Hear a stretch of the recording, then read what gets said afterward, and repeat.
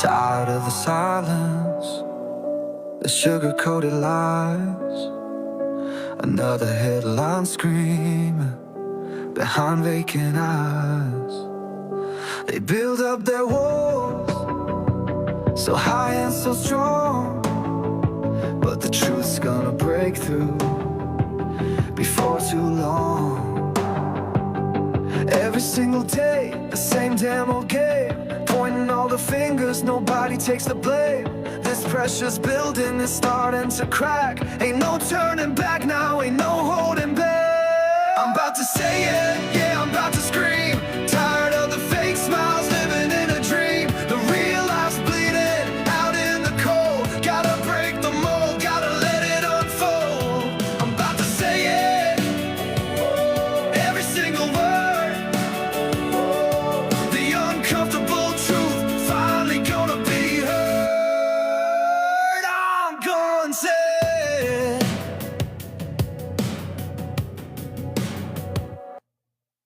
What's good, everybody? What's happening? What it is, what it ain't. Haters keep hating, but they can't stop us. They can't stop us. They try to stop us, but they can't. How's everybody doing? Let's get started with today's show. Hold on, y'all. Get this squared away. All right. And get my invites put out. Just saying, welcome in, bestie. Hold on, y'all. I got a couple of invites that I need to send to people that I haven't. And then we're going to get to the work. We're going to get right down to the work. Everybody staying warm, the best you can at least. Oh, yeah. That one. All right. Okay. I got them sent out. Welcome in, Sincere. June, welcome in. Welcome to hashtag I'm going to say it. Let's get our disclaimer out the way before we go to work, y'all. Hashtag, welcome to hashtag I'm gonna say it. All things said in today's show are alleged and for entertainment and educational purposes only. If you are below the age of 18, we request you leave alive now. Enjoy. How you doing, bestie? Hope y'all are good out there. Hopefully you staying warm. Let's pick up from where we left off yesterday, y'all. Yesterday, if you tuned in for yesterday's broadcast, then hold on, y'all. Dang, gotta get this mirror thing right. I hate when it does that. Take that off. Let me take that off. All right, there we go. So if you joined us for yesterday's broadcast, we went over and talked about and discussed and reacted to the crowd completely shunning Christian Combs, King Combs, however you want to go by it. But in any event, he was at the Total concert and he came out and tried to get the crowd hyped up. I mean, I guess they were hyped. The crowd was hype enough with Total, but when he came out, I guess he was trying to add to the hype and it just went tragically wrong. Of course, he came out, he was saying, when I say bad, y'all say boy, bad. And the crowd was like, no. They was not participating in anything that he wanted them to do like that. All right. And so after that happened, they told him, Total was like, okay, we love you, nephew. Go ahead, get off stage. Get on up out of here. Go ahead. Right? Then, as y'all know, King Troll, and when I say King Troll, we are talking about 50 Cent, and understand we have no qualms about what 50 is doing. He's not doing anything wrong. But, of course, he talked about it, and that made Christian Combs and King Combs mad at the fact that 50 was bringing it up and making fun of him. Dimple Cheeks, good morning, bestie. Big Mel, welcome in. And so he got mad. Christian Combs got mad. And then he goes and says he is going to unalive 50 Cent. for making fun of him. Big man, you already laughing. You already know it's crazy, right?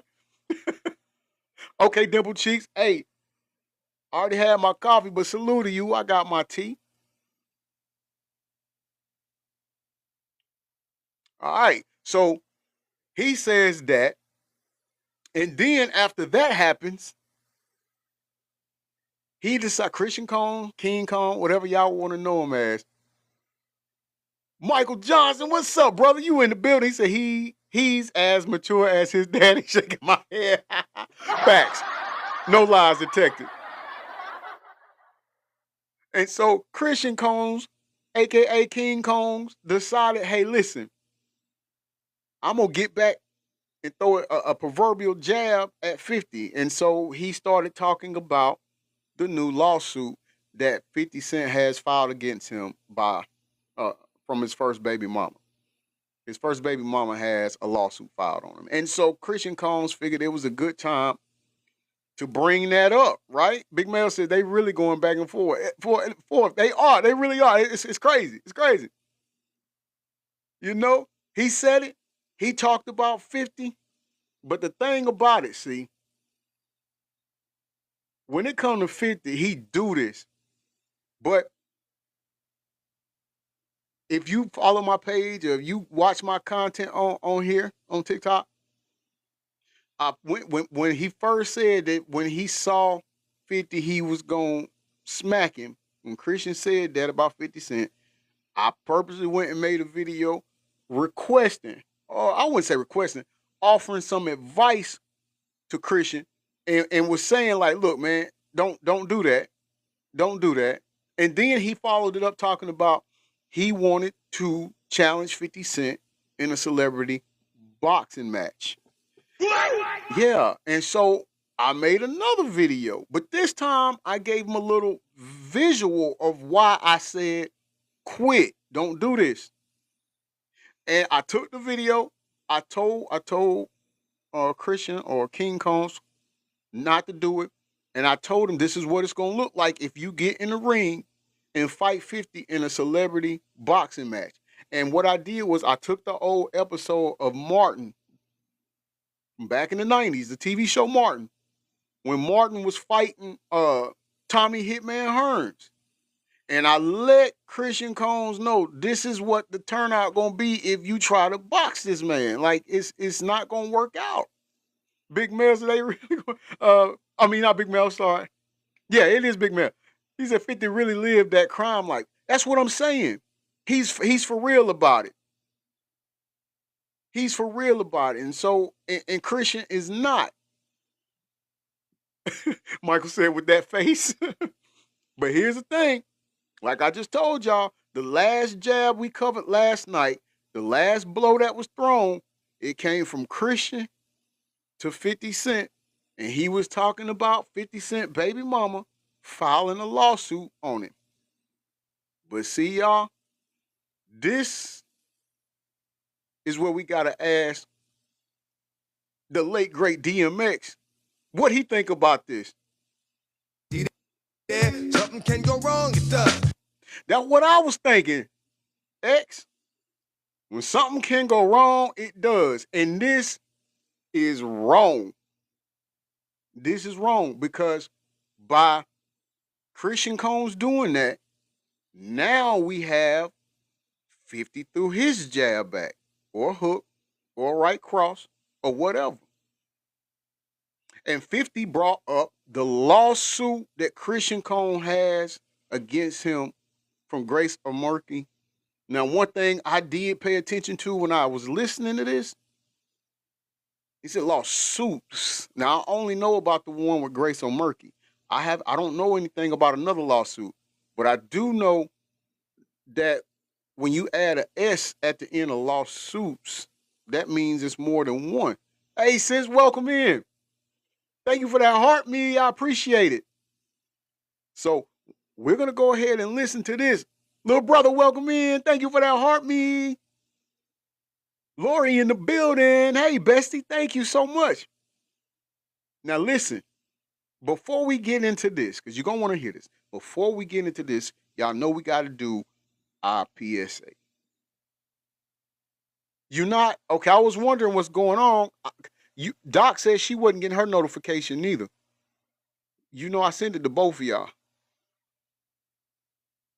Hold on. Let me see something. All right. Okay. She'll be bringing you up, sis. All right, there you go. We in the building. We in the building. We got you on. You made it. I know, Lori. I'm glad you're here. So we got 27 gold buzzer on the clock for our gifting goal. We got 27 of that. If you haven't subscribed to the channel, please go ahead and subscribe to the channel. You'll get a badge put next to your name that says crew. Lets my moderators and I know that you're part of our news crew member team. Also, you sent me a heart. Make sure you go back and click that orange heart and do your daily activities. That way it serves as your check-in. It lets the platform know that you are actively engaging. And that way you can get your points and your coins. All right, we want everybody to win here. And last but not least, thank you for spending time with us here at hashtag I'm gonna say it. Let's get to it. The first segment video, Craig, goes out to our man's Morali covering this. Crazy. Funny, but crazy. This is Christian Combs rapping.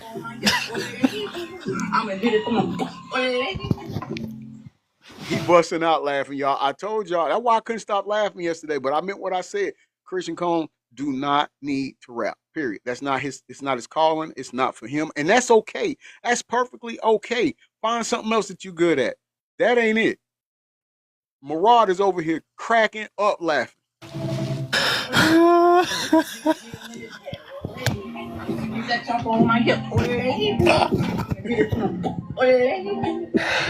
Oh my God.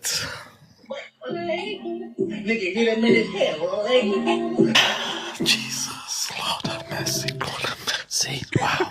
Dimple Cheeks, I never get the notification for your live. I have to stop. Okay. So 50 Cent guys went there. I don't know. He went there. The he platform destroyed. He is destroying Diddy's sons. He's causing them unnecessary havoc. Thank you for Christian the golden Combs buzzer, is sis. causing himself unnecessary havoc, guys. And now they're coming for his rap skills. And he went there with the caption.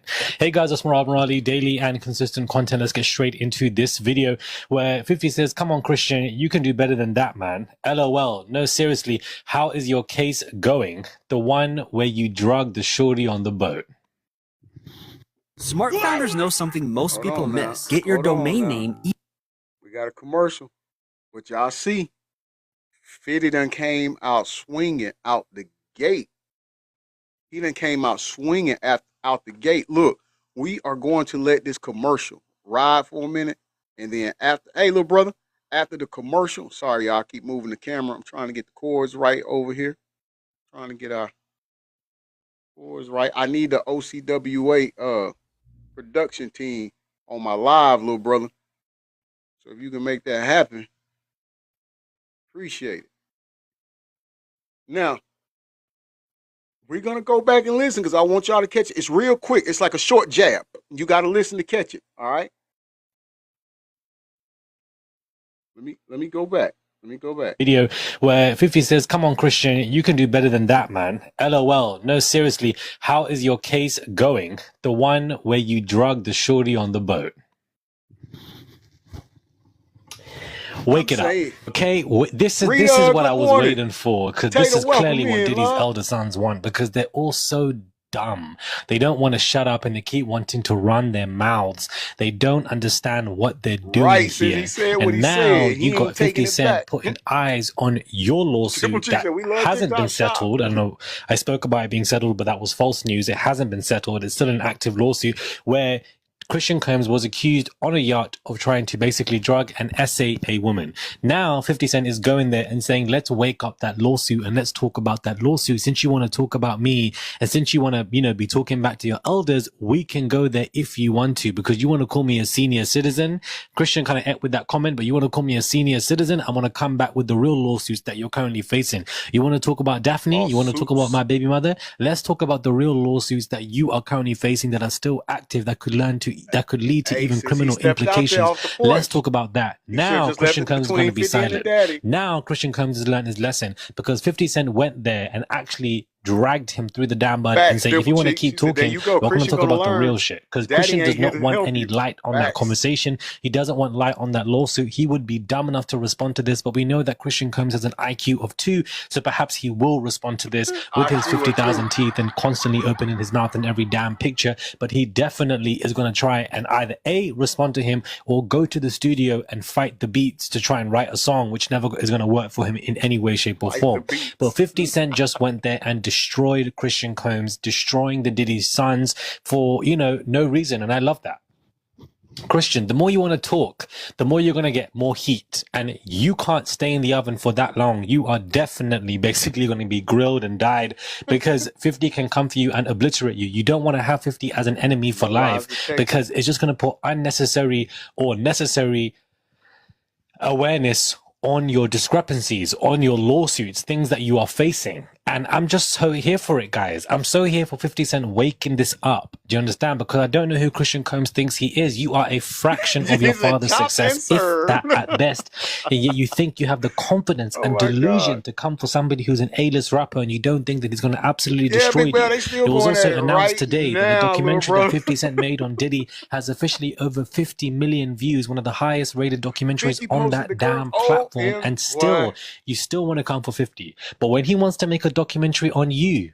Hey, Big Mel, is it on his Instagram or is it on Twitter? He bringing up it's on see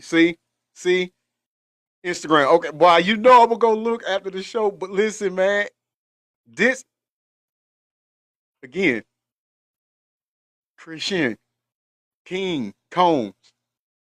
No, just Christian. I'm not going to even refer to you to your rap name or your stage name because you need to just let that go. This is real spill right here, Christian. Zoom your camera in on me. Here's what I need you to do. Stop. 50 is not. That's out of your league.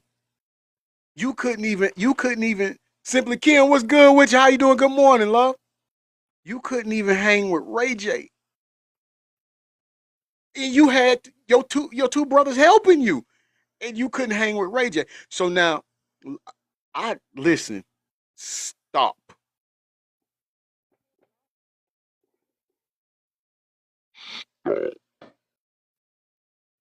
It's not going to work out in your favor. Not against him. Christian Combs, when he wants to make a documentary on you and all of the things that you've been accused of, when he now interviews that woman on the damn yacht, when he now interviews the waiters and waitresses on the damn yacht. I'm sorry, y'all keep stopping it, but hey, I just keep getting Simply Kim. Thank you for the golden buzzers. I appreciate it. And shout out to Simply Kim, y'all, because she has just watched her 400th minute of our lives. That's what I'm talking about. Thank you for the love and support. I appreciate it. Listen, all I keep thinking when I'm hearing this is that part in the Rocky movie where his corner man said, throw the damn towel. Throw in the damn towel. Look, Christian, you need a new corner man, and he need to throw the towel in.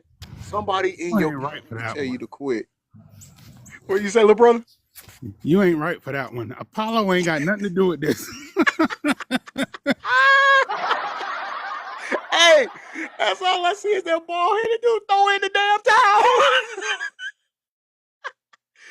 Bruh. OMG, man. This is if stay in your lane was a person. Yo. Stay I know I'm gonna catch flack on this. Don't collect $200. Just stop. This is why he ain't got no real friends. Because a real friend would have been like, hey, you know that's 50 Cent, right? Come here. you know what his homeboy is, right? Eminem, Marshall Mathers, the king, the ruler of being petty. Sit your behind down somewhere. I'm glad you said that, Matthew, because I'm still traumatized over CRED. Don't be bringing up my childhood traumas. I cried like a baby when he died. Look, that was bad in that ring. I'm sorry. I Oh my know, but God. still, that was you know what? I cried like I lost a relative. I cried. I know it's a fictional character, but damn. Oh, Right. that was such a good movie for that time. Right. And Right. that scene, you just brought up my childhood trauma. I cried like a baby. I love this game. Let me tell you, Isn't it great? 50 is like, Yeah, you ever entertaining. see a cat just playing with a mouse? You know he's about to eat it. Same thing with a snake. You know they're about to eat their din din, but they want to play a little bit. That's what 50 is Right. doing with him. Right. Right. Christian, But why bring the girls? He brought the two girls in it. You but know, because he he's petty and people know that. Not saying it's right, but people know that when this guy gets on his roll, he's gonna go for your jugular. Everybody yeah. knows that. He's never made it a secret. Yeah. Christian should have left the situation with his baby mom out of it. I think There you go. I think There you go. that's where it went wrong. He It had no was mercy for his father. He's gonna have mercy for him. Please stop it. yeah, it was all fun and games until then. Yeah, At the, and you know what? I don't even think it's about the baby mama because he probably don't give two flying hoots about her. It's just principle at this point. Like yeah. once he's got like a shark. Once he got that taste for the blood, that was it. Yeah, you trying to clown me. You trying to bring up my personal Exactly. stuff. Okay. I got you. Forgot. hey, do you think 50 not taking that little dude serious, Christian? Because 50 could put No. them. Because if Christian ever had ever got invited to the summer jam, Hot 97 summer jam in New York, Yeah. 50 could possibly put them goons on him. You know what I'm saying? Mm-hmm. Like he did French Montana. He had Facts. he had cut off French Montana performance, and 50 start performing, and Mm-hmm. 50 had goons with him to beat up French Montana while 50 See? was on the mic smiling. Y'all can look that up on YouTube back in 2014, 2013, 2014 Summer Jam I want to see See? at the Christian. New York Stadium. I want to see Christian I at gotta Summer see it. Jam. When I say, Bob, you say And 50 was smiling while French Montana was getting jumped. 50 was on the mic and everything. And one of 50 goons, bro, was real swole, bro. And he smooth took his chain. Took French Montana French chain, bro. Montana chain. Yeah. Dang. Look, this is what I was saying yesterday, y'all. but you know what that's about, Mel, right? That's What was because it French about? Montana is connected with Diddy. Yeah, and yeah, That's French what that's Montana all Yeah. about. was talking, a little reckless about 50, and 50 pulled up to Summer Jam and Yep. cut his. If they start playing 50 music, if Yep. 50 had the DJ play his music and stuff like that, French Montana walked to the other side of the stage, and 50 was just Stage. bobbing his head and all that stuff, like yeah, and that's when them goons came and Yep. jumped him, and 50 got on the mic and said, "Yeah, what the fuck is up?" See? and start performing his See? song. This is not the I games want to Christian see. want. Gee, I want to see Just Christian gonna roll get up that Ja to Rule Summer music. Jam and be like, "When I say bad, you say boy." It was clicking. It was clicking. That Who would told him be to do that? Who hilarious. told I him to don't. do that? I have no. Total should not have brought that little boy on stage like that. I They want to shouldn't have. see him roll up to They Summer shouldn't have. Jam. Look, When I that would say be bad. bad, you say boys. He said, "Look, You know what? total." Somebody's gonna remake that video. Somebody's gonna remake that video, and when they see Christian come up, they're gonna play that Ricky Smiley audio. My Yep. name Lil Daryl. He sound like him when he rapping. Oh God, Oh my help us god, all. y'all are funny, man. I don't think Oh he taking god. him serious though. I don't think he taking him that serious to that degree. Well, no, he's not. He's toying with him, He's but Yeah. I'm for it. I'm for it. Like you heard people say, grown people say, stay in a kid's place. Yup. Mm-hmm. This is what he should have. That's Listen, this exactly what it is. He's just simply having fun. exactly. This is Yeah. all entertainment for him. He's just having. First of 50 could all, scare that 50 could scare that kid if he really wanted he to. definitely can, and I think he's Yeah. holding back because if he really, really wanted to mess with that kid, there will be no talking right now. Exactly. Like He's I just said, having fun. Christian Yeah. and both of his brothers struggled with Ray J. So Christian by himself against 50 Cent. Come on, man. You can't compare. No.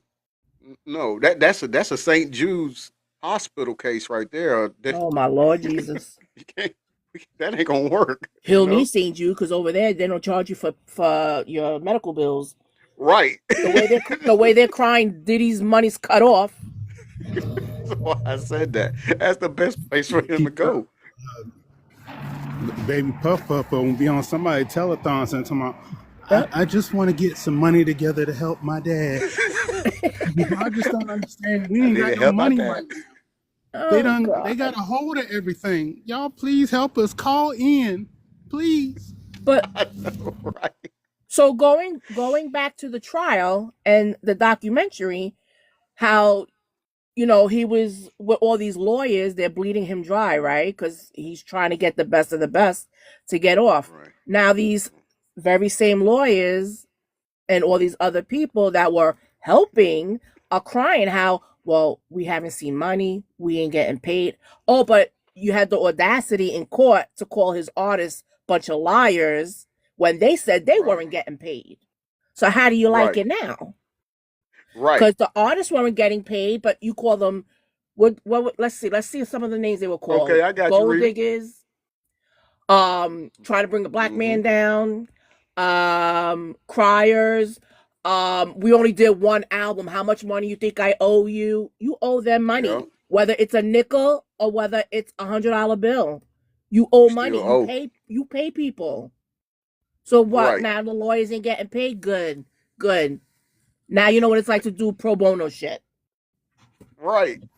I'm about to do this voice. All right, I got you. Hold on, Rita. Artists didn't get paid because pretty much all of them.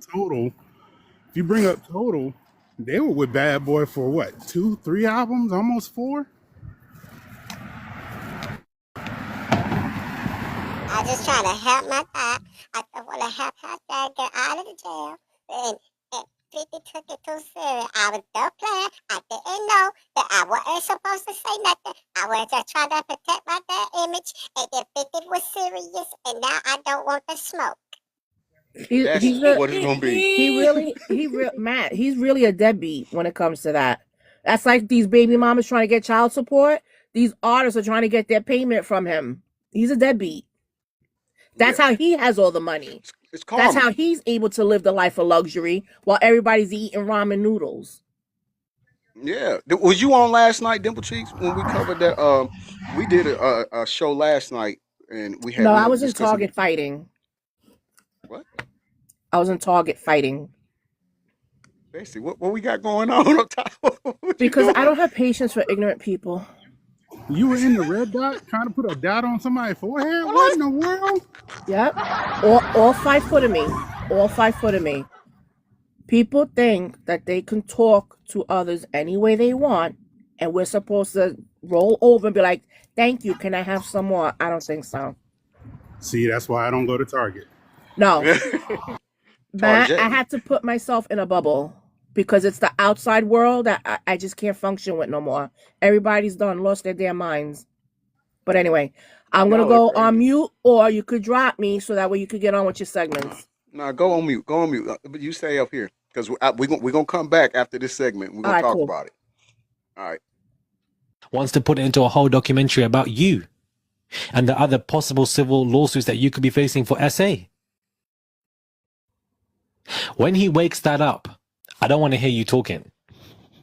Because as far as I'm concerned, the Zeus documentary that you were meant to come out with your son is nowhere to be seen. With your brother, Justin Combs, is nowhere to be seen. Where is that? When you lot sat on the couch sofa and you were waiting and you were watching something about Diddy, that was meant to come out this year. The teaser came out in December. So where's the where's the documentary? Because I'm trying to find out where you've gone with this. Where is it? I'm glad that 50 Cent is waking this up, because this is the lawsuit that we need to talk about that is still active, has not disappeared, and this is basically what Christian has been accused of. And of course, he's obviously put a meme of what Christian sounds like, talking about my son said after his song blow up, you're going to bail me out of jail. This is meant to be Diddy, who's really upset because the song ain't going to bail him out of nothing. This is what I've been saying, that the children are going broke because they don't have any talent in their body to make any money or coin. You're not. Y'all know how you are in a basement or something, and over the little drainage thing, it's like a little screen kind of thing. It's, that's like a screen covering. 50 posted a picture of a dude with his cell phone. Looked like he in the basement, and he looking out of that screen thing. But it's supposed to represent looking out the window while you're in jail. And the caption read, "My son is gonna bail me out of jail." I'm like, 50 is on him. He on him. Lori, thank you for that. Love you so much. I love you so much, bestie. He is on him, y'all. The Kardashians, who can all single-handedly look after themselves with their own inventions. Like, you guys can't do that. I'm so sorry. Next caller. I don't know if Ray J is a stunt queen. At this moment, it's given stunt queen. But Ray J has come back to Instagram Live to do a video talking about how the doctors have warned him that 2027 is his last year. 2027 is definitely a wrap for me. No, don't say that, brother. Don't say that. That's what the doctor No, said. fuck the doctor. No, Alright, don't fuck say them that. niggas. Because when you say that, you're confirming what the doctor No, that's said. what Jay said. I don't give a No, fuck. fuck them. But Fuck what they said, brother. You're guess gonna live what? long. Guess what? You're gonna live long to see your children grow up. Yes, nigga. Nobody ain't never told you this. You're gonna live long to see your children grow up. Have children too. Real shit. Nigga, nah. Up until 2026, end of 2026, 2027 is his last year, and that he is thanking Brandy for covering his bills because unfortunately he's just too broke to cover his doctor bills, his hospital bills, which I know can be very expensive over there. But he states that, you know, the doctors have warned him that his time now is officially limited, and that the doctors have warned him that he doesn't have long, 1 to 2 years, and then that's basically it. He genuinely believes that he won't make it past, and that the doctors have given him some very shocking, sad news that he's not telling us, and that basically is implying and foreshadowing that his life is now going to end. So, you know, is this a stunt queen move that Ray J is doing? You have more life, my brother. You have more life. No, brother. I shouldn't have went this hard, bro. You should have. Because if you didn't, who was going to? Who was going to, my And brother? then when it's all done, burn me. Is he doing this for attention? Is he doing this for some kind of love or lack thereof that he didn't receive? Is he doing this with a GoFundMe link and he needs money? I don't know why Ray J is telling us about different health updates of his life. I thought that, you know, I thought yesterday was the last time we were going to talk about Ray J for a minute when it comes to his health, because we don't need to sit here and talk 10 minutes about Ray J. Ain't nobody got time for that. So I don't know why he's come back to let us know that things are actually worse. And it's not working out for him, and that he's basically going to die, and that Brandy and you know, his sister and other friends are covering his hospital bills. Financially, he is strapped for cash, and you know, having misdemeanor charges on your name, and you know, being arrested, all the crash outs he's been having, you know, it's financially costly for him. But yesterday he was talking about his health and then advertising something for Zeus. So I don't understand what's going on with Ray J, but right now, unfortunately, it's giving stunt queen to me. It's giving stunt queen. It's giving that he wants to run to Instagram Live to give any new possible negative update on his life so that people can feel sorry for him, or that, you know, there's any attention on him. And God forbid you want to be telling people the negativity in your life, because there are people out there that can prey on you to multiply that negativity. God forbid. Let me know your thoughts, guys, when it comes to this video. Do subscribe to the channel, guys. Comment down below. Give this video a thumbs up. I would appreciate it. 50 Cent is on Christian Combs' neck, talking about let's wake that lawsuit up. I can't believe that 50 went there, but he definitely did. And I'm not buying what Ray J is selling, but maybe you guys are. Subscribe, comment down below, give this video a thumbs up, send a tip if you guys wish to, and I'll catch you guys soon for another video. All right, let's give it to our man Morale. Lori said he's on Justice with Miss Pat and looks healthy to me. Rita said, does he have that hyper-infectious virus? Good question. I know he was hospitalized for pneumonia. Rita says the way RJ okay, I got you. Is talking. Big Mayor look, I got to go and watch that. Little brother said it is 2026. Some of these F-list celebrities better start looking for an actual job. Hey, no lies detected. No lies detected. Big man, let's start with you, brother. What do you think about? Okay, we already know about Christian. What do you think about this with Ray J? Shoot. I really don't know. I don't know. Like, You buying it? I don't know. I don't know. He just some wrong. He going through something right now. I don't know. Okay, I feel you on that too. Yeah. It's hard to gauge him. Yeah, talking about did he clapped his cheeks and all types of stuff, and Yeah, it's crazy. Facts. Dimple Cheeks, what you think? I think Sonya better come get her boy. You know what the problem is? She coddled. I don't know if you remember, they had a reality show, Brandy. Right. And she would always complain to the mother, like, you let him slide a lot. You know, no matter what I do, you have complaints for. Whatever he does, it's okay, it's acceptable. And that's usually how it is in every household. My brother is older than me by 4 years. He was the boy. He could do no wrong.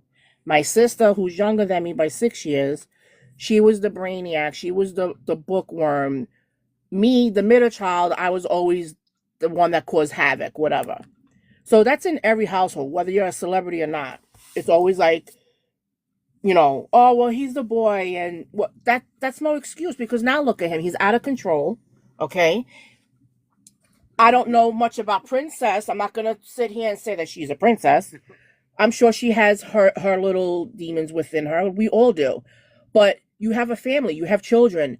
You should be focusing your time and energy on that.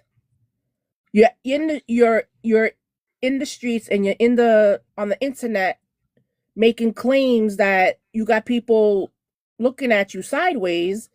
And then when people say something to you, you have the audacity to catch an attitude, talk about, people in my business. And no, that boy, first of all, needs to be in therapy. He needs some kind of therapy to work out. He has traumas, and his traumas are we sit here, we laugh about it, right? And I'm just as guilty, because the things that he does, I have to laugh, because it's like, are you for real? But he has traumas. He needs to seek therapy, because he's in the music world. He's in the TV world. He's on the internet. He's doing with the gamers. He's just like, pick a spot and stay there. And he doesn't. He's just anywhere that he could get his name out there, anywhere he could get his face out there, that's what he's doing. But it's not even in a good way. You're making yourself a mockery, and you're the one doing it. No one's doing it for you. You are. You over there talking about what Diddy did to you. Who asked? Nobody asked. Nobody even knew. We know now because you put it out there. Diddy didn't. None of the accusers named you. You're right. So he's like really messed up. I have to agree with you on that. People could say what they want about the Kardashians. They're not my favorite people. Just put that disclaimer out there. The only one that I really like anyway is Khloe, and that's everybody because she's not really a Kardashian. Whatever. Potatoes. I don't care about that. But the difference is, this is why they have so much money, because their mother does not play. You could say what you want about Chris, but she's making her kids money, and she's getting cuts out of it. That's no lie. So they have makeup, they have perfume, they have clothing. Yeah, it all started from a Schmeck's tape, but look what they did with that. He did the same tape. What does he have behind him? The earphone. I have his earbuds. I wear them.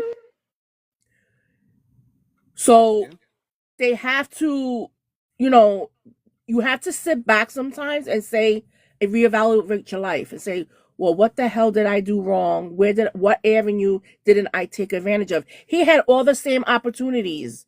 And the same thing with Diddy's kids. This all falls back to Diddy's kids. Christian, instead of you going back and forth with 50 Cent, who could easily just chew you up and spit you out, but he's not, because I think as petty and heartless as he comes off, there's still that little dot of him that he's like, it's like kicking a kitten.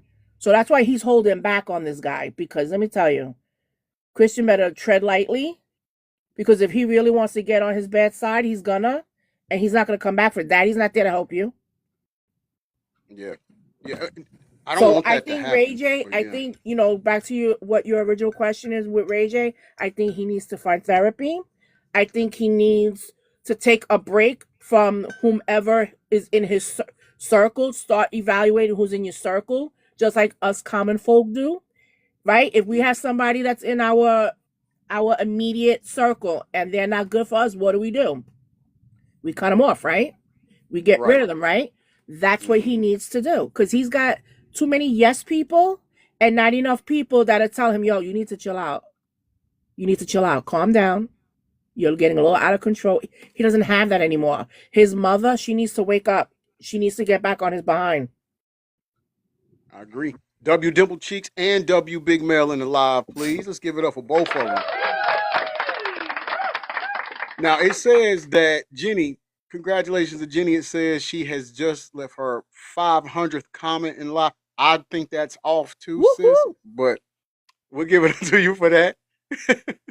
Lori, Bestie, what you think about this? And Simply Kim, I do agree. I saw you when you said he's been sexually abused twice. So that could definitely play a part of it. What you got, Lord? I mean, Ray J.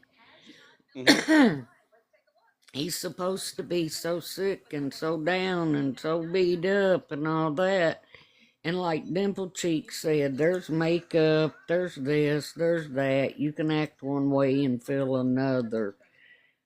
But I just have a hard time believing you're that sick and acting that silly on a TV show, just like I have a hard time believing the people that get on Facebook and go, oh, I feel so bad, my head hurts so bad. Well, then put the phone down. Act like you know what I'm saying? Your head ain't hurting too bad. You staring at that phone. Right. So, I mean, if he's that sick, how is he looking that good and acting that well? That and that's a good question. I don't know if they are keeping him DOPED up. I don't know. That's a good question because I saw you said he looked perfectly fine on the show. Yeah, it's I can't remember the name of it. It's something with what's it called, honey? Miss Pat show.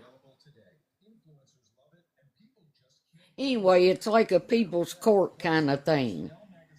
People bring their cases in front of her and she settles them. And it's legally binding.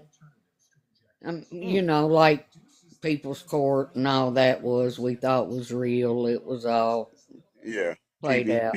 But she has a show like that. And she has what she calls a jury.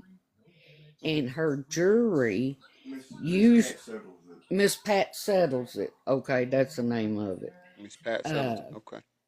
Her jury is usually Carmen, D-Ray, Ray J, and Carlos. So, I mean, you're sitting there doing that week after week after week after week. How sick are you? True. Or do you just want people to believe you're that sick? I like that. We're definitely going to stay close to it. We're going to keep hope. And look, if he is, of course, he's in our thoughts and prayers, right? We are not very much so. You know, right. But but if it's another publicity stunt, because we also have to be honest, this isn't the first time he's pulled something like this, as far as spacing out, looking for sympathy and just things like that. So, but I don't, like I said, if it's true, we all pray for him. If it's not, put it like this: in the grand scheme of things, I'm going with Dimple Cheeks too. He just needs therapy. Period. Point blank. He's the boy that cried wolf too many times. Yeah, right. Yeah. Thank you. Good analysis. Exactly. Because now and this is why people shouldn't tell tales, because when you do have something wrong, people are gonna write you off. They're like, yeah, whatever. You always say that. No, right. This is why he really needs to sit with an unbiased, like, don't listen to your friends, don't listen to your family. He needs to sit with a therapist and work out his issues. He has a lot of them. Listen, Bieber did it. He sought out therapy, and he had a lot of things to deal with. No doubt. Not going to say it's going to work out perfectly, but he needs to start somewhere. Yeah, get it out. Do something. Get it off your chest. I don't know. But You got to I take was that first double step, like y'all teach on said. this one.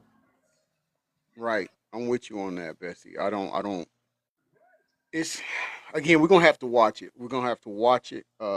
In the videos he does look down, he does look weary or tired. But yeah, we'll stay updated on it and then we'll continuously discuss it. Makeup is a miracle. Ain't that the truth? It's a marvelous thing. That is so true. We're gonna move to segment 2, but 2 and 3 is gonna be from the same video, get the same video cred. It's from the Art of Dialogue. And yesterday we had a segment from Art of Dialogue, which we heard Tupac's cousin, they said, that was speaking. We're going to play a couple of parts of that interview, and then we'll pick it up at the end, and then we'll discuss that as well. So this particular segment says, when I saw Tupac, I knew he had to fight for his life. Tupac was set to see Quincy Jones as doctor. So I don't know if she meant he was sent. You know, some people say set when they mean sent. I don't know. Let's just listen together and find out. St. Louis, Keisha in the building. Shout out to St. Louis.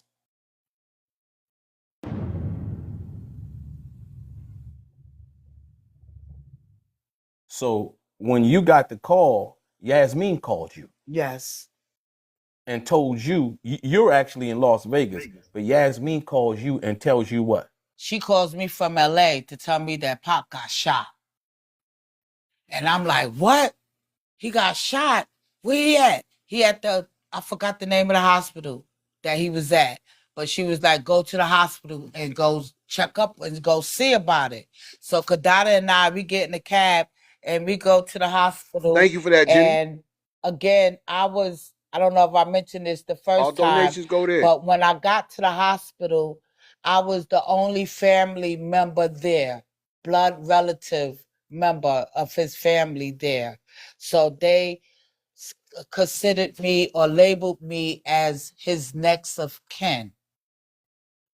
Mind you, prior to us going to Vegas, I told you Pac had plans to buy the house across the street for my mom, to buy the house next door for his mom. My mother is on the road driving from Atlanta. She had sold her house. She had packed everything up. She got all of Pac's guns and we love all TikTok his shop. It's just Grams. Welcome in, Bessie. How you doing? And her and my dad are driving to California from Atlanta. My mother, she got as far as Texas and heard about the shooting on the radio. So that hit her, caught her off guard. My aunt, she's in Atlanta. So I'm at the hospital on September 7th, that night of, at the hospital. And I'm there by myself. It's just me and Kadada. So I'm his next of kin there. And the doctors are asking me questions. I'm asking questions. I see Pop for the first time. And for the first time in the hospital, I knew at that moment that he was going to have to fight hard for his life. This was nothing like the shooting that took place in New York. You know what I mean? Tiffany, welcome in, He was Bessie. in a total different Thank you for that heart, me state love. of being. It was tubes connected. Little brother, thank you for to the his golden mouth, buzzer. his nose, shit connected to the machines. It was a whole thank you for different those Go scenario. Populars, Tiffany. So I was scared, but I knew I had to remain vigilant. I knew I had to be brave because my sister Kadada was distraught. She was traumatized. She was fucked up. You know what I'm saying? And I had to remain vigilant. I had to be brave and be strong. I knew that my family will soon come. I knew that my aunt was on the next flight out. I knew that my mother she's in Texas, so she probably got another 10 hours to go on the road before she gets to Vegas. You know what I mean? So as the night goes on, moves forward, the police got the outlaws hemmed up. Mind you, the outlaws is in the car right behind 2Pac's car when the car got shot up.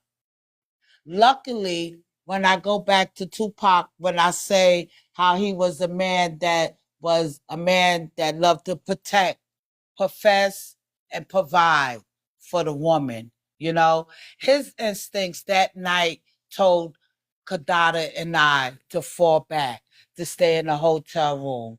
Because if not, if we would have thought differently, we would have been in that same car with 2Pac and Suge. You know what I mean? He would have had us in the back seat while they're in the front seat on our way to the fight or to the club or whatever was going to taking place at that time. And so at that moment, I had to remain brave and remain strong while I wait for the other family members to come. So as the night rolls on, we're now day 2, September 8th. And I didn't get relieved from the hospital either that night, the late night of September 8th, or early September 9th, when my aunt came and when my mom came. I was able to be relieved from the hospital. I don't know who flew with me from Vegas. I don't remember who flew with me from Vegas back to LA because I know I didn't fly by myself. But once I got back to LA, I went to the Wilshire house. It's a Wilshire apartment on Wilshire Boulevard that Pac had, and Jasmine Guy was there with what else happened on Wilshire Boulevard? my daughter waiting for me. And I was relieved from the hospital at that moment. Wow. At that moment, once I was relieved at that time, so this is now day 3. So now the Outlaws is back on surface. My mom is at the hospital. My aunt is at the hospital. Yasmin, everybody's at the hospital at this point, but me. I'm Yes, back Jenny. in LA. Yep, they had a and thing going at on. the Wilshire house. They were So really close. Kadada, she stayed at the hospital also.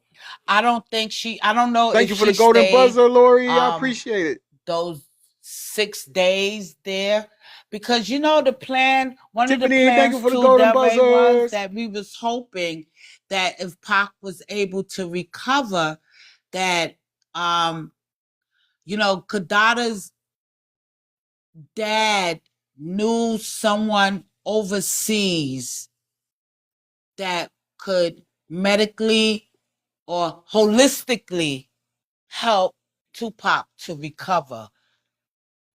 From my belief, I think it was something or someone that Quincy Jones had met or encountered with before when he had Big went Tiff, through some sort of welcome in. medical How you doing? scare. It was some type of holistic type of treatment. Either Quincy Jones or Kadada's mom may have recommended that Pac would intake in, but he didn't have that much time. When did you hear and how did you hear that 2Pac had passed? I was at the Wilshire house and I got the phone call that Pac had passed. Do you remember who called you? I don't. It could have either been more than likely it was probably my mom. When you heard that, thinking about everything you just told me, coming into the room, being all hyped up, because this is where you taking me now, because I'm getting it from you, coming in the room, being all hyped up, telling y'all, hey, you know what? Y'all fall back. You know, it's crazy out there now. We just got to something, blase blah. And all of what you've known from moving into the house in June until this moment, now you at the Wilshire house and you get a call. That must have been devastating, huh? It was quite devastating. At the Wilshire house, now it becomes a little blurry after that phone call, after finding out that Pac had passed, that time becomes a little blurry because after that, we went back to Calabasas. And after that was when my aunt found out that this house did not belong to 2Pac. And after that, that's when the work began. Now, this all falls in line with what his father told us or had mentioned in the exchange between him and I. His son had found out they had been lying to him the whole time. The cars, the houses, nothing was in his name. His cousin just validated that. You know, so some of those days it's a little blurry to me. What I do remember is that we left Calabasas. Exactly, Big Mel. We wasn't there no less than a month after Pac died. Pac died September 13th. We was out of California by the first week of October. By I think October 6th was the day we left. My mom and I was on a red-eye flight back to Atlanta. And that's where we had to get resituated. He was irate, as he should have been. We had everybody situation was discombobulated because the plan we was all living about to live in should California. Know better than Diddy. He was just wiser and smarter how to hide it. Agreed. And get resituated.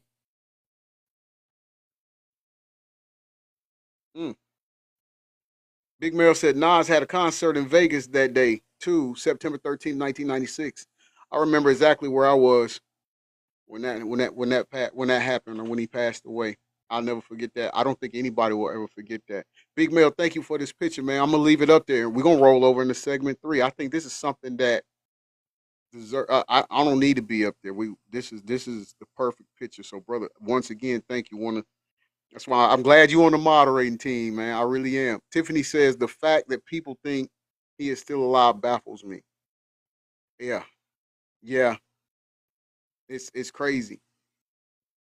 It's crazy. You know, there was a video or a picture on YouTube, and it had a picture of him in a Columbia jacket. And at the time, we know Columbia wasn't out when he passed away, and they were saying that that was him. I even posted a video on my wall here where somebody was saying that was him coming into a hotel. But come on.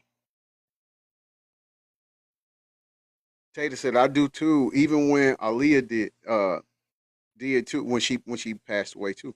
Yeah, again, and she's another one that our culture never recovered from. And I think that's because she was just starting to ascend and become the megastar that she deserved to be. I mean, and if you ask me, in my opinion, she already was. But there was so many more things that she was going to go on and she was destined to be. And so her being unalived is another thing that I don't think that's another passing that I don't think our culture is going to recover from. All right, y'all, we're going to go ahead and transition into 3. And again, this is Pac's cousin talking. And the title of this is 2Pac ripped my cassette tape of Diddy's group Total. Every time he saw it, he would stomp on it. I don't think I need to say anything else. I think we're just going to go from here. Yes, Tatum. Aaliyah was just simply beautiful. Absolutely beautiful. You moved into 2Pac's Calabasas home in June of 1996. Yep. What was your role in the day-to-day movement of 2Pac, and how did you help and contribute to his life at that time? My day-to-day role was really simple and easy. Like I said, for the most part, 2Pac stayed in the studio. He worked all day in the studio, and he would get up early each morning, about 8 o'clock in the morning and be at the studio. So once Pac is up, it'll take the Outlaws a minute to get up. Because you got to understand, at that time, we're all young. So, niggas drinking the night before. So the next day, most of us are lazy and don't want to get up, right? So Pac whole thing was these niggas better be up 5 minutes after me. So I would make sure that these niggas would get up. Like, yo, Castro, come on, get up. Yaki, come on, y'all got to get up. Pac left already. He left. So now y'all got to get up and be at the studio. So I would make sure that they would get up, go to the studio. Again, I'm frying chicken because Pac will call and make sure that somebody will come to the house while Pac is at the studio to pick up the chicken that I fried and take it back to the studio. It was moments where before going to Vegas, Pac had bought a bunch of CDs. And back in the day how they had the CD cover, how you could take your CD out, the CD case, and put it like in an album book cover type thing. So he would have me in charge of rearranging and arranging his album CD covers, and he had bought a jukebox. And I was like, Moo, make sure you hook the jukebox up and add the tapes or the CDs that you want up in there. Because, I have a love for music. Pac know that. And we all love, Pac and I both love different types of genres of music. So we would put in, let's say, the Bee Gees and Hall & Oates, mix it with Ashford and Simpson and Gladys Knight. And one of the two songs that Pac played consistently while in Calabasas was Al Green. I'm so tired of being alone. I'm so tired of coming home. Won't you be good? That one. And call me, come back home. Another Al Green classic, right? And Pac would run that consistently all the time. I remember one moment, I had a cassette, right? And it was Total, that was on Bad Boys label. Remember the group, the girl group, this whole Total? time my mic was muted. Absolutely. My bad. Darlene, thank you for the golden Total had buzzers. a song that I used to rock a lot, right? I can't think of it off the top of my head right now, but I used to rock that song a lot on the cassette tape in Pac's house. And every time Pac would come home and see that cassette tape in his deck, he would take it out and rip it apart, stomp it out. Like, I don't want this shit in my house. But what I would do is like take the tape and tape it back up. You know how you swirl it back up, tape it back up and all that. And so I did that at least. He broke the tape at least 3 times because I taped it up at least 3 times, played it again. And that was one tape he did not want in his house at all. And that was Total from Bad Boy label. Thank y'all for closing out that goal. I appreciate it. He didn't want nothing. He didn't want to hear nothing from Bad Boy at all. Nah, he didn't like them niggas, yo. He didn't have no respect for them, you know. You were actually featured on the Machiavelli album. How did that come about? For that, I don't even know what to call that. Thank you for that gift. What is that called? A level ship. Thank you for that level ship, Darlene. I appreciate that. I thought I hit something and messed up the whole live. Thank you for that, bestie. I appreciate that. To you, that you would be on such a historic project. Thank you for the gold. I think it happened by accident because Sharita, thank you for the golden buzzer. Because it was one day I wanted to go to the studio, not thinking that when you go to the studio, you're going to be in the studio for over 14 hours, right? And it's cold in the studio, yo. So I was under the impression that, we go in the studio, we're going to chop up this song and then be out, not knowing that when brothers go in the studio to work, they really in there for over 10 hours. No lie. So that particular day, I'm in the studio. I'm cold. Pac is doing the Machiavelli album, and he's doing the track Blasphemy. And at the end of the song, you know, he's looking around the studio. He's asking anybody in here, do anybody know a Lord's Prayer? Do anybody know any prayer? And I just happen to know the Lord's Prayer. Now, if you listen closely to the song, you'll Tiffany. see that I messed up the Lord's Prayer. I brought it to Pac's attention at the end of the taping, right? Or the end of the taping in the studio. I would have loved to have been there watching that. The fact that I had right? messed up the Lord's Prayer. But Pac didn't give a crap. He was like, we're gonna run it anyway. Let it rock, keep it, let's keep it on there and let it rock. So what song was it? So that the audience knows? It was Blasphemy. Oh wow. Yeah. And at the end I'm saying the Lord's Prayer. Forever, endeavor, endeavor. Oh wow. Yeah, I remember that. Yeah, absolutely. I wanted to do that so that, you know, like I said, once again, for the audience. Thank you and for the those people who roses. don't know, right, I appreciate that, they can check Darlene. that out and hear Jamala on Blasphemy, which was a dope song. Which was a dope song. Yeah, Blasphemy sure. was killer. Absolutely. You were also present during the To Live and Die in LA video shoot.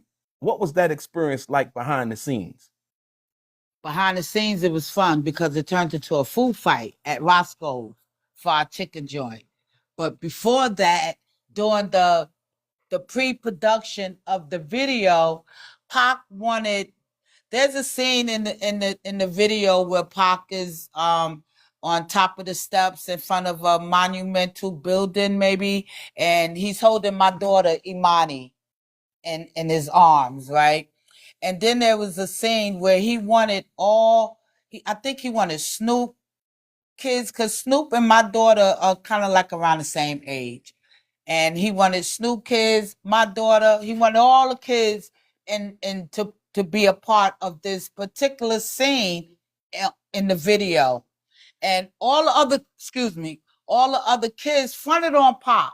When the time came to do the shoot, you know, the kids was, I don't want to do it no more. They want to go back home, or they want to stay in their mommy's arms. And, you know, Monty was the only kid that was like, Facts, Big I'm here to hold my uncle classic. down, and I'm gonna stand with my uncle, and she did, and Pac was proud of her.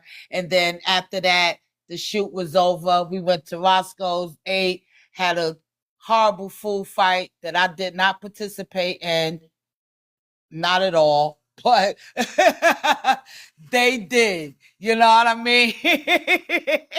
So which Roscoe's Chicken and Waffle was that? Was that the one on Sunset babe. by the Paramount building? No, the other one. What's the other location? Yeah, it was. Off of, I remember Manchester? it, Big Mill. So it had to be the one on Sunset. I think so. On the Sunset. Yes. On Sunset. Mhm. Okay. On Gower Street. On Yes. Gower Street. Yes. Okay. Yeah. Sunset Gower. Right. Wow. Amazing. Yeah. Pac is crazy. Yeah.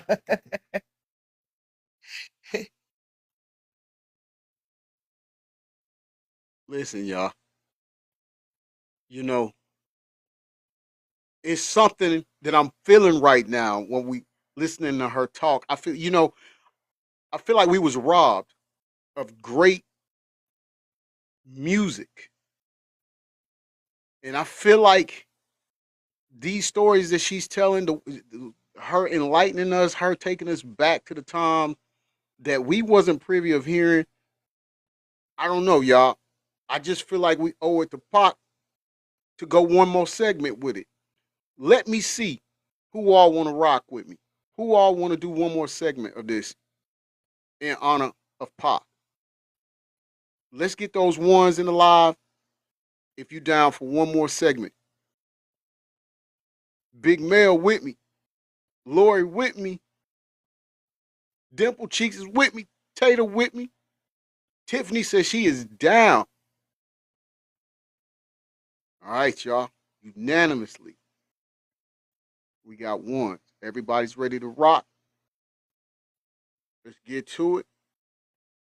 And I promise this will be the last one, but I just feel like he deserves this. I feel like he deserves it, y'all. So we're going to rock with it. Let me cue it up real quick, and then we'll go ahead and get to it.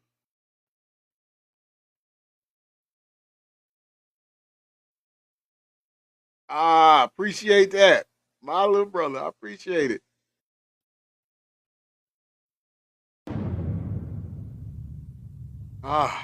Only minutes and moments After later. watching the 50 Cent produced Diddy documentary, did it change how you viewed Suge's role at all? And people alleging that he was involved with 2Pac's death? Absolutely. Absolutely. Thank you for the goats, Pink Tech. I appreciate it. And how was it. that? How was that? Okay, because here let's go back to Keefe D, right? Let's go back to Keefe D, the brother I never heard of until after Pac died, and he started. Hold on, y'all. This is the final segment. Let me make sure I get the PSA in so my mods don't get on me. All right, check it out, y'all. We got the goats as the gifting goal. This is going to be the last gifting goal of the day. We've got 50 on the count. We've got 8 right now. Let's knock that goal out to end the show. Keep double tapping the screen. Share out the live. They can catch this last segment. Share out the live. If you sent heart me's, make sure this is the time you go back and get your points. Claim your points, all right? If you haven't subscribed to the channel, make sure you go subscribe right now. When you become a subscriber, you get a badge put next to your name that says crew. That lets my moderators and I know you're part of the news crew member team. You also get access to the exclusive stickers that only subscribers can use. Only news crew members can use. They'll be available to you. I'm not going to talk no more through this last segment. This is all for Pop. Thank you all for the goats. I appreciate it. And y'all, let's just sit here and honor the legend. Opening up his mouth. And even at that time, never paid it no mind. We still sat still, remained quiet and still. And let the rumors talk. Let everybody just run off at their mouth. But then when this documentary came out, by the way, which was really a great job, the documentary itself was a great documentary, I must say. Now I'm looking at it and while watching it, it's a lot of, oh, snap, wow, word, oh, shit, yo, I'm bugging, like, wow, ooh, I'm putting 2 and 2 together. I'm putting the bits and pieces together, and it made me think, and then in retrospect, it made me think about the encounterment I had with Suge in the elevator in Vegas after Pac had the fight with Orlando Anderson, right? So I run into Suge. Pac had the fight with Orlando Anderson. He come upstairs to the hotel room. First of all, when we get to Vegas, right, he flipped on me. He like, yo, move. Because I'm thinking when we get to Vegas, we're going to turn up. It's going to be all lit. But once we get there, he turned on me. Like, nah, Moo, I don't want you coming out. You and Kadada stay in the hotel and so forth. So I'm feeling the way. I'm like, oh, shit, ain't this, like, how you going to bring us out here? Now we got to stay in our rooms. So I'm rebellious, right? So I'm being rebellious, right? So Shook Pop comes in the room. He's talking about how he just knocked out some dude. I don't know who the dude is. I didn't know later that this is Orlando Anderson, the head of the CRED and all this crap. You know what I mean? So when Pop come in the room talking about it, I'm like, oh, word, say word, Pop. So he changed. That's when he changed from the orange button-up shirt that he had on, and he put on the green, like basketball jersey type of shirt, right? So at this point, he's looking for the outlaws. He don't know where they at, and he's telling me and Kadada to chill in the room. That, you know, everybody is there outside. They wilding. It's Robert Wayne time, and again, showing his protection for us. He recommend that we stay in the room, but I came out the room anyway and ran into Suge. And when I ran into Suge in the elevator, he in there with his girl, right? So I'm like, yo, Suge, I know you heard how Pop knocked out homie. And as soon as, before I could say homie, Suge gave me the silent, he put the finger on his lips to silent me. So that already gave me like, oh, let me tone it down a notch. After watching the doc and looking back to that moment in the elevator, it makes me think now that that was probably a way of Suge trying to show or give some protection over me. You know what I'm saying? Because he's quietly letting me know that the wolves are outside and I need to tone it down because I could come through the door loud and bold, you know what I mean? So that at that moment, after watching the doc, it made me think differently of Suge's position when I ran into him in the elevator.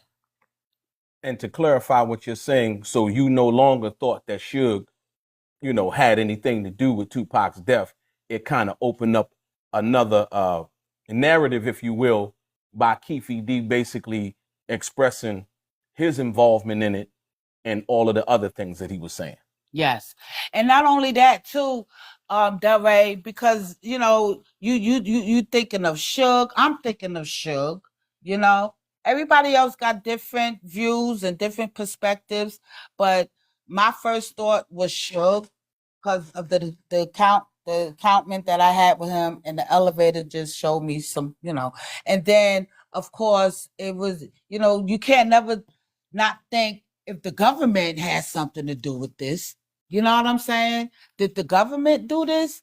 Did they build the feud between East and West? You know what I mean? Did they use that to turn us against one another? You know? So at this point, it's like who can we trust? We don't know. So this is where you be still and be quiet and let the chips roll where they roll.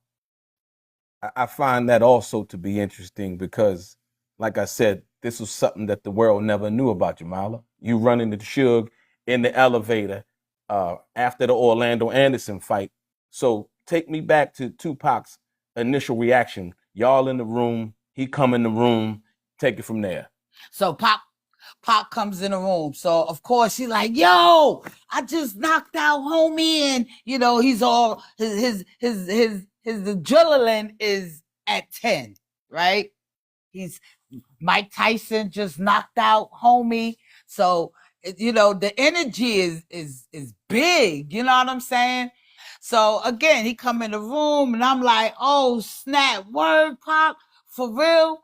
And he says to me, why you always gotta say word? Like word, word, yo, word, right? So he had to make it clear to me that word means word, yo, word. I knocked homie out. You know what I mean? So I thought that was funny about Pac, yo, because he was like, why you always gotta say word? Word, nigga, word. I find that funny because it's an East Coast thing, right? It's a New York thing. Like it's like really, you know, but it's just, yeah, you know, another way of saying really, Right. You know what I mean? So I find that interesting. So what is Kadada's like when Kadada, she's sitting there, right? What is her reaction? Is she nonchalant? Is she excited? Is she scared? Is she, She's a little more nonchalant, she's not as boisterous as I am. And so the Kadada was more,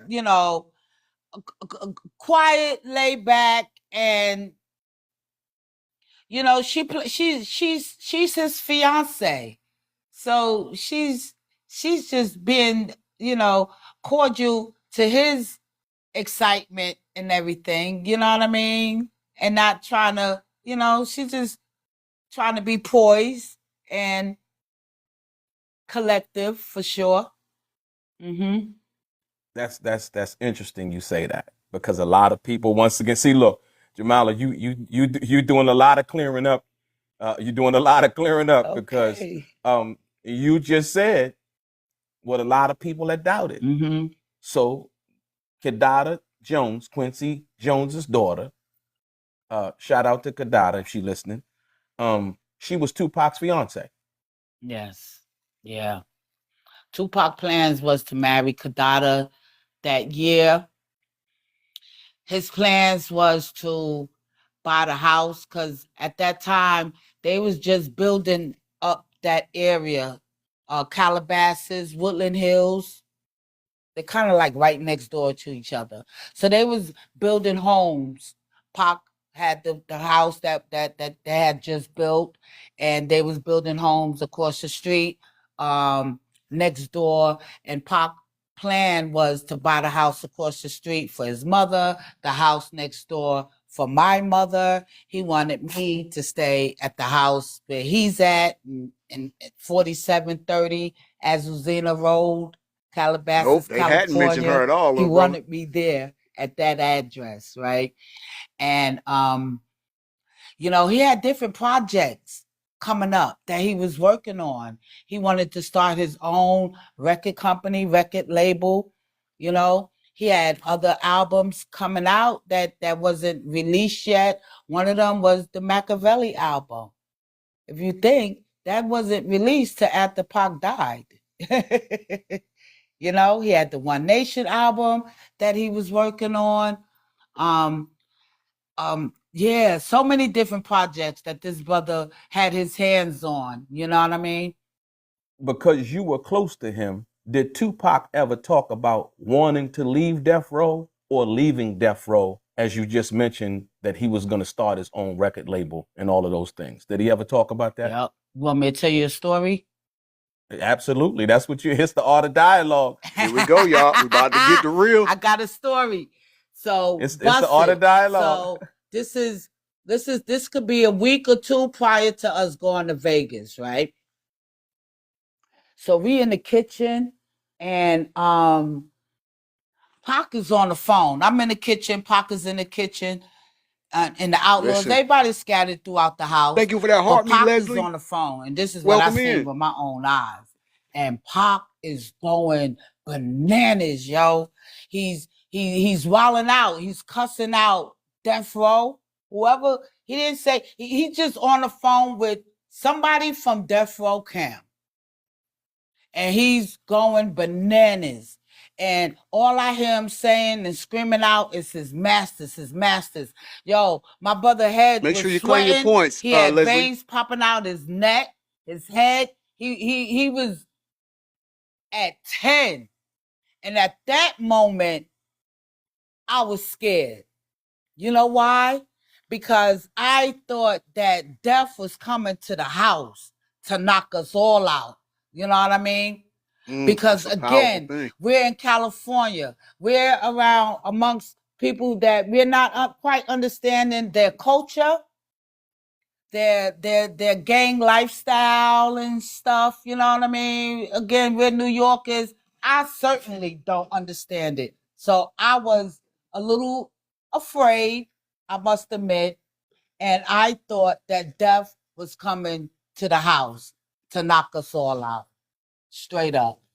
And so when you see 2Pac on the phone, had you ever seen him like that before? No, not like that. Nope, nope, nope, nope, nope, nope, nope.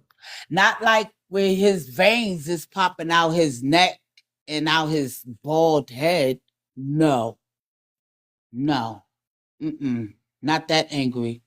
And that's what scared me because of the anger, the rage that he was pouring out. You know what I mean? And it was like with my all I was just standing there stiff.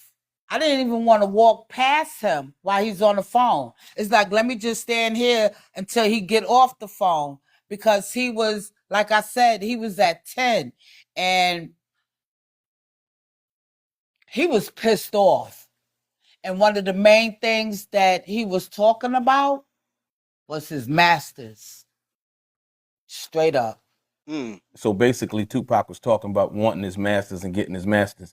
And you said about a week, 2 weeks, that's consistent with what Yasmin talked about. Because Yasmin talked about the fact that when Tupac wanted to get his music and they were on the set of a movie and they wouldn't give him to him. And that's when he fired David Kenner and all of the other things because they wouldn't give. So that is consistent.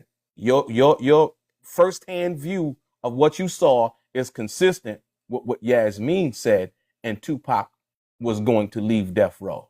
So, and thank you for that confirmation. So now you can understand my observation when we did the pit stop, desert stop, and met with David Kenner on some secret code. And not Tupac met with David Kenner, Suge did. Suge got out the car. Big Mel, bruh. I think we just cracked the case. I think we just cracked that case.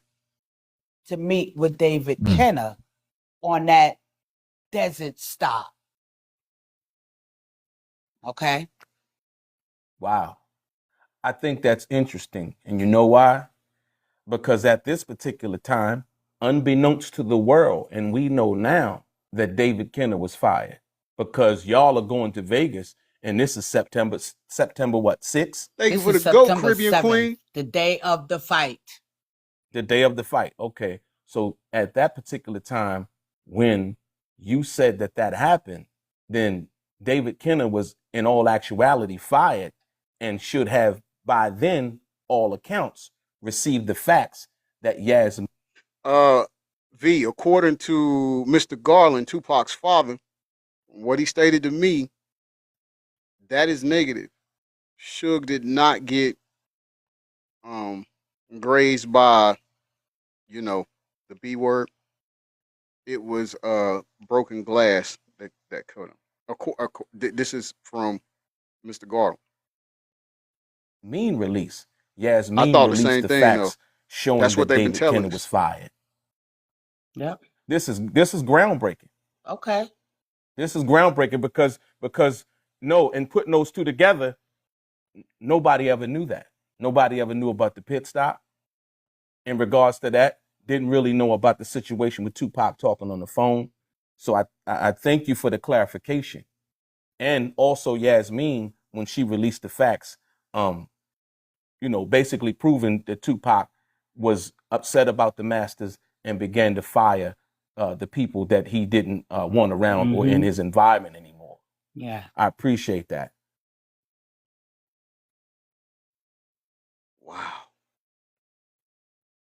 Wow. That's all I can say, guys. That was powerful. That was powerful, man. She put some things in places that the media has never taken us. Yeah, I heard that part. Frank Alexander said that at what she had said about Pac talking about the stuff like in Vegas.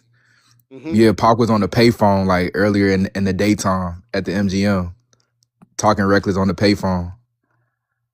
So, let me ask you this, little brother, because especially after what we just heard, do you think that meeting in the desert was to correlate the plan on ending his life? Possibly, and look, Suge knew who Baby Lane was and what type of dude he was dealing with, and he just let Pac go off on him. You know, that's why he did. That's why Suge, covered Tupac cousin mouth like, nah. Don't say nothing. See Yeah, what I'm saying? the wolves is out. Yeah, absolutely, man. Like but I can't breathe right now. I Yeah. can't breathe. Like everything. I don't even. And Lane was dealing with homicides and all this other stuff too at the time. He already had like unalivings and cases and stuff like that, prior, Right. Well, but then think about it. Didn't remember. I could be tripping, but I know you gonna get me right. What didn't something happen to the effect of Baby Lane? Suge pay Baby Lane some money or something during a court case, or to testify and be like and say that he didn't jump him and all this other stuff like that. I guess what is it?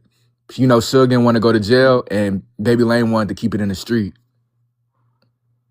Keep the police keep the police out of it. So just tell this lie, and we can handle it in the street. Okay.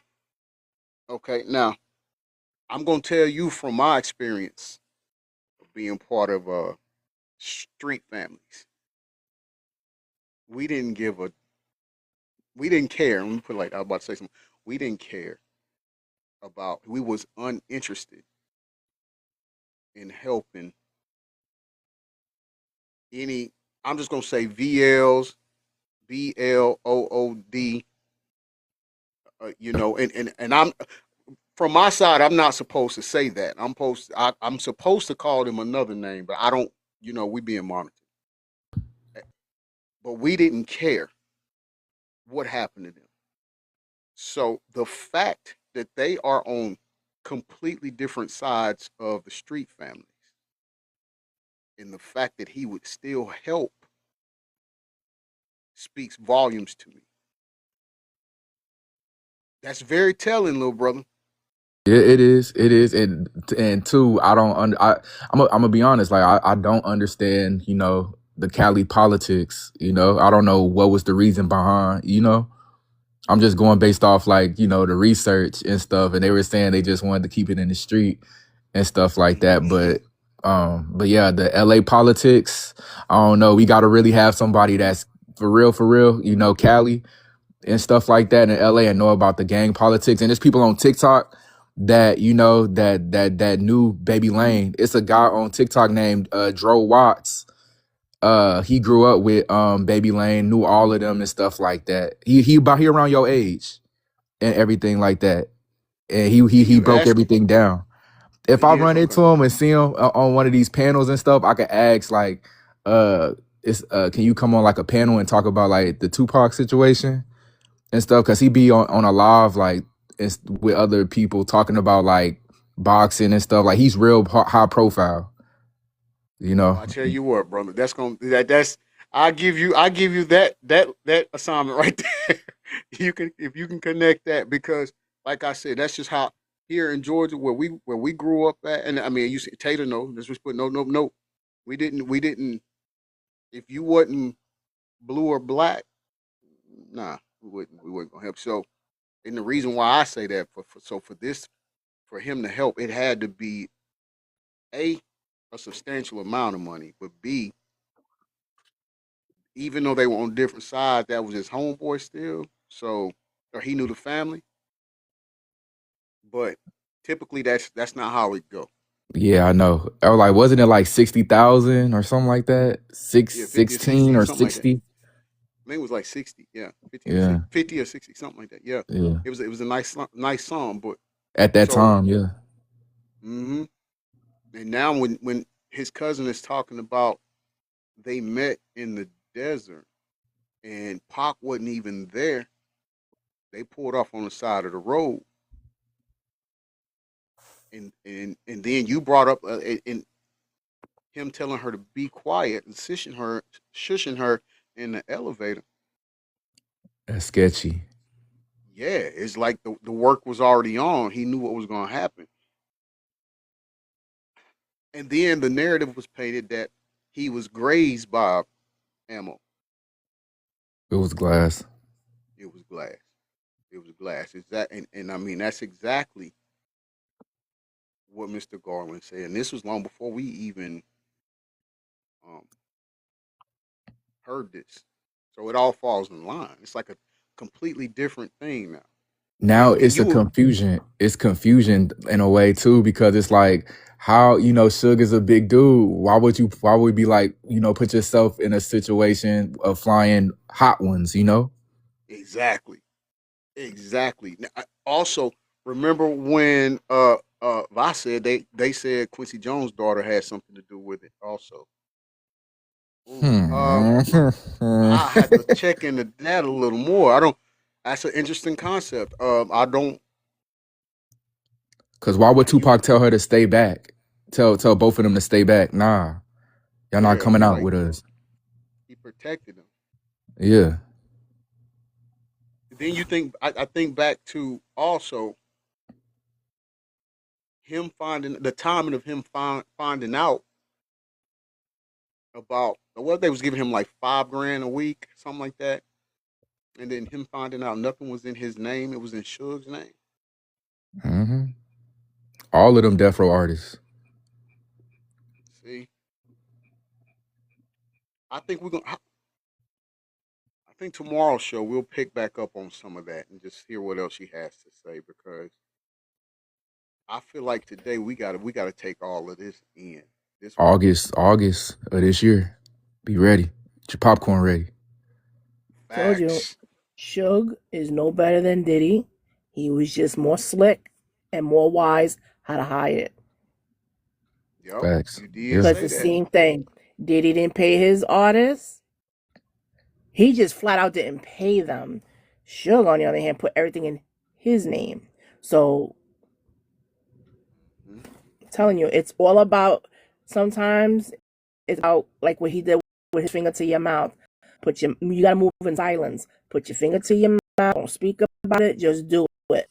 And look what happened. He did it Mhm. because everything that Pac thought he had, he had it. It's just that he didn't have it. Suge got it. Facts. So And and now think about this too, y'all. Think about this. If he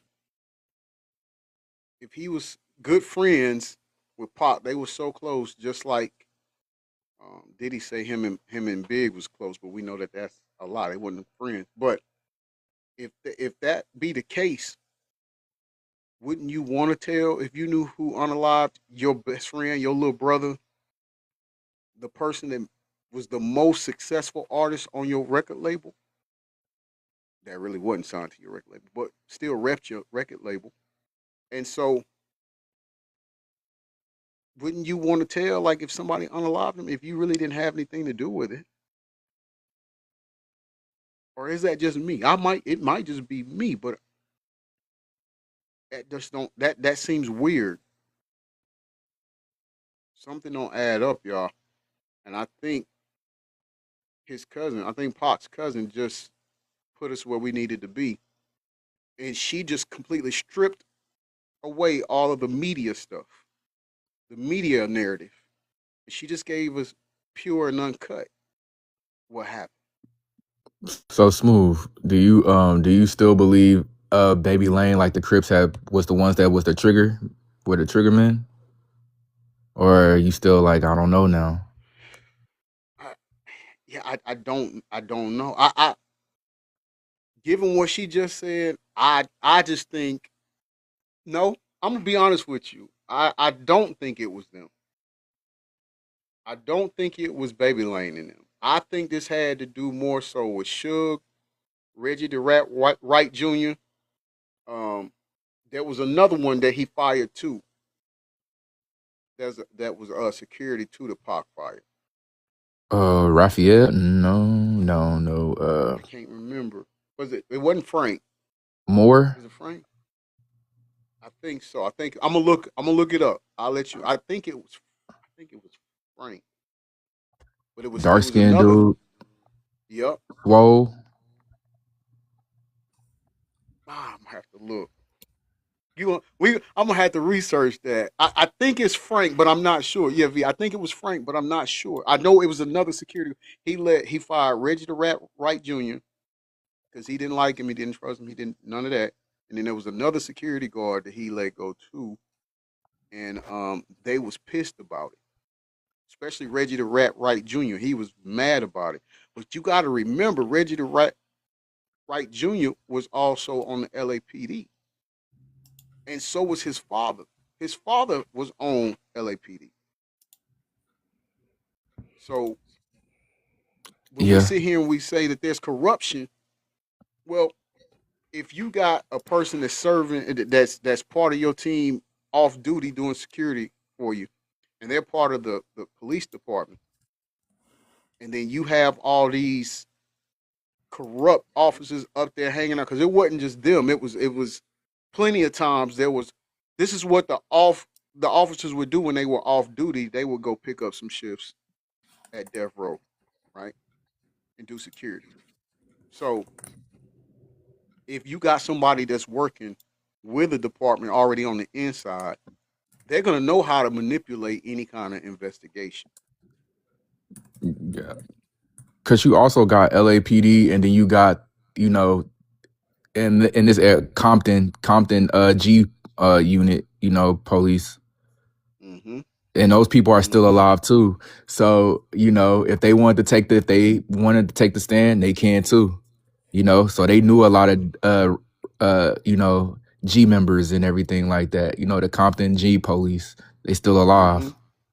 And you know, Right. and the one Right. and the guy that was there to hear Tupac's last breath, you know, and Pac's last words was "F you" If when he you, asked you're who right. pewed him, and then Baby Lane too. You know, Exactly. his last words was "F you," and he said the name of the police of the dude. You know, of the police Mm. dude. You know, these G members know these policemen, bro. You know, getting in Exactly. trouble and all that. They know all them. Because these officers be out there on the block too doing Yeah, stuff. bandana in one hand, badge in the other. Exactly. And I tell you, if you I don't know, have you ever watched our show, Dope Girls, on YouTube? Dope girl. Yeah, go on No. YouTube and watch Dope Girls. It's GURLZ. Go watch our show. The last 2 to 3 episodes, we have a detective by the name of Detective Nova Rains. But you'll see when she comes and arrests us, she steals our DOPE money, our blow money. Okay? Yeah. But she's a cop. She's a detective. Not only that, but the kingpin that I'm working for, she's in a relationship with him. You see the corruption? And now y'all just wait for season 2. We start filming that soon. That's gonna boy Wow. out of here, boy. Yeah, it was crazy how Baby Lane passed away. You know, he got popped. They both popped each other at the same time. It was this one dude, you know, and he passed away at 23, and the other dude was like 22, 23. And then it was another corner pocket dude. It was like his brother and stuff. He was there too, and he was the one that pewed Baby Lane, you know, and popped him in the chest. And Baby Lane was leaning over the over his steering wheel and just drove off, crashed it and everything else. And then, you know, Baby Lane right hand man, his friend, had picked up his you know, Baby Lane burner and started busting back. He's still alive. He doing life in prison right now. The guy that was there, you know, with Baby Lane. You know, Yeah.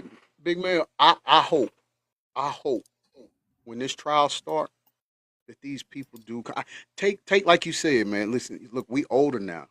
No, not us, but them. You know, they're older now. Y'all around the If same age because they was young too, you know? yeah, yeah, it's time to talk. Yeah. It's time to talk, man. Late teens, early 20. Yeah, that was the era, man. That's what I'm saying. We still that we are to me. This is just my opinion.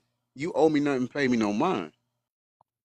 But this is something that we are owed to know what happened. Now, I will say, like I just said before, his cousin, what she just said, she put a lot of stuff in perspective. And the way her timeline is, the way she's putting it, I mean, we'd be remiss if we didn't admit everything fell in place. So I get it that these people, you know, what the media says and what these people that were a part of it, of course they're gonna. It's like they already told the lie, so they got to keep feeding the lie to make the lie seem like it's still the truth. But Yeah. in actuality, she just really put it out the water. I'm gonna tell you that whole meeting in there. I told you when we and my wife, I think she's in here still, but she'll tell you driving through that desert, man. That ain't no fun. Ain't nobody trying to stop and have no conversation.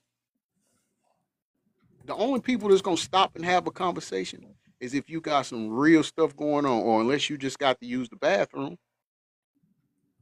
But you ain't finna stay out there. That's not a common meeting place for people. You get me? I'm talking about the KVD trial. So her saying that and then saying that Pac wasn't even there, I don't know. That looked like you going behind his back and trying to set up something. And I believe Keefe D will tell because he older now. He got grandkids and everything like that, young grandkids, and you know, and he ain't trying to do all that time. Yeah, yeah, absolutely. Didn't he? He was crying. He was crying and everything. You know, so Okay, yeah. okay. I was about to ask you, wasn't he feeling like remorseful? He was something. Okay, but you said he was crying. hmm Okay, we gonna watch it. We're gonna watch it. We definitely gonna tomorrow. We're gonna come back and play some more. Hear some more from his cousin. I think this is where we need to be right now for our shows. And we may, and I don't know, the bar however many it is, we may have to end up closing the week out on it. We'll see. We'll see. And of course, hmm if anything else come up, you know, we'll also bring that up too. Yeah, You and know, Baby Lane got four girls and stuff. They like in probably in their late 20s and in their 30s and stuff like that now. Four damn, they done girls. grown up. He left Mm. four girls behind. And he was only 21. Well, he was 21 when he went with that Vegas situation. You know, and Pac was 25, he was 20. He was 20 to 21 years old. See, what do you think? Do you think he had something to do with it? I mean, if you, I did a background check on him in the research, and he was the type of dude that pulled triggers. You know, any type of small inconvenience, he pulling the trigger. He was hot head. He was known, and then you know, in the gang culture up there and stuff, it's like you do something to me, I'm gonna do something to you. It's retaliation. And then you have multiple people and witnesses that was from LA during that time and stuff are all saying that it was them that did it in the hood in Compton. Okay, so Right after it happened. Right after it happened, the hood knew before the news stations and everything had got out the information. The hood knew, and even that night it was a pew pew out mm, between Southside and the Pyrus, and it was a lot of G members that lost their life behind the 2Pac situation, and that was going on for like a month in LA. now hold. Okay, so well, man, in that do you? So it's something that Suge could have easily orchestrated, even made a deal with the other side Possibly, to yeah, to create the narrative of a GANGWAR. yeah. A lot of dudes lost their life. You know, even dudes that wasn't even there. You know, but they was a part of that G organization. You know, and they lost their life Mm-hmm. behind the 2Pac thing. Right after that situation happened, bro, Compton went crazy between those two G's. Man, this is why I we definitely gonna have to come back and play some more. We gotta listen. We gotta listen. I honestly feel like she has brought us to some places that we're gonna start peeling back layers and finding out more stuff. Because BG Knockout even said too. You can look up BG Knockout. BG Knockout had interviews with like Vlad and stuff like that, and he was saying that Talking with if if JoJo, thank you. if Baby Lane and Pac had a one on one, he felt that Baby Lane would serve Pac because Baby Lane was bigger and taller than Pac. So you don't think Big Dre had anything to do with it? Possibly, yes. I believe so. I believe it. It's a possibility. You know. That's what I Because he think was it known, is. he was known for pulling triggers too, and he was a star basketball player. He was about like 6'7", bro. He was a tall dude. Yeah. And That's why I but think Big they J. had a situation back in 1994 at a party, and Baby Lane got into it. You know, he was a hothead with another Crip member, and Baby Lane had, you know, pistol whipped him, and the magazine, the clip fell out, and then that's when you know, Big Dre had his burner and lit the dude up bad, and there was witnesses around at a party, and the dude in the Crip lost his life. And then, like I said, doing research on Baby Lane and stuff, Baby Lane the type of dude that he'll pew pew somebody in front of the police. He that type of dude that didn't care. Yeah, I'm about to say he had no mercy. Yeah, by any means. Yo, man. Well, y'all, we're gonna have to definitely digest this, and let's reconvene tomorrow, y'all, Lord willing, and let's see where we go with it. I'm gonna see if they drop any more. But we'll definitely cover it here. And like I said, if anything else pop off, you know, we'll definitely come back and say it. We did a show last night too, so I think you was there for that though, Big Man. I think you came in. Yeah, I But was. I was eating and everything, watching basketball, and I saw you live. I was like, yeah, I'm gonna join in. Yep. I appreciate that, brother. Thank you. Make sure you do that again if we do. Like I said, I'm gonna keep my eye out for it, but we definitely gonna get back to this. It's just, like I said, I just see things differently now that she said that, or we Yeah, didn't know all of that. Suge Knight, it makes sense. To me, it's a possibility there too. You know, with Suge Knight and stuff, because he knew who these dudes was. He knew how they got down and stuff like that. It's like, you do something to them, bro. That's a unaliving wish. You know, when Right. you messing with them type of guys, and Suge Knight knew that. Come on now, he knew who they Right. was. No doubt. So the whole jumping, I mean, of course there would be retaliation. He like you said, he knows the mind state, the mind frame of those Yes, people. a 21-year-old, he ain't no actor. A 21-year-old, bro, in the hood of Compton, bro, he not gonna think about setting himself up right here. They mindset is not like that, you know. And he felt some type of way, you know what I'm saying, getting jumped and all this other stuff by 2Pac, a rapper. He not even a G member. Like, come on, bro. Right. And he wouldn't even be allowed to go back to his hood, especially back in the 90s. He would not have been allowed to go back to his hood, and he had a reputation, and people are like, oh, little Tupac jumped you, bro, beat you up, bro, you ain't finna press up on me. Come on, bro. Right? He ain't a part of this lifestyle, and you let him put hands and feet on you, and knowing dang well he got a reputation out in Compton and stuff. He had to withhold that reputation. That's And true. if he didn't get Pac in Vegas, he definitely would have waited till they got back to LA, and something would have went down. While Pac was at a studio, they would have probably pulled up and lit that whole studio up, or did something. They was gonna get him eventually. No doubt. That would have been sick with it too, man. So Yeah. you right, because you got to protect that image for sure. Yeah. And protect your gang, your G, you know, the Southside, protect Southside, you know, they got a reputation. No doubt. That's how I go. If you ain't putting on for the fam, shoot. And Especially in the 90s. If this was today's time, I could believe it, because nowadays it's not the same how it was back in, you know, back in the 90s, where, you know, banging was at an all-time high. You had to actually be who you was. You couldn't false claim or nothing like that. Yeah, you had to know you're lit on site, because Yeah. you never know. You get me? And Yeah. the thing about it is, if you didn't go hard, because here's the thing, those 6 minutes, those are a long 6 minutes when you in the middle of the circle.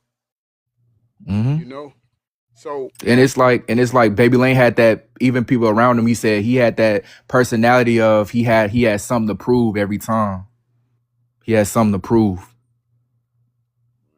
that's real right there, y'all. That's real. Yo, y'all give it up for my panelists, please, for everybody that came up. Give it up to the gifters and uplifters.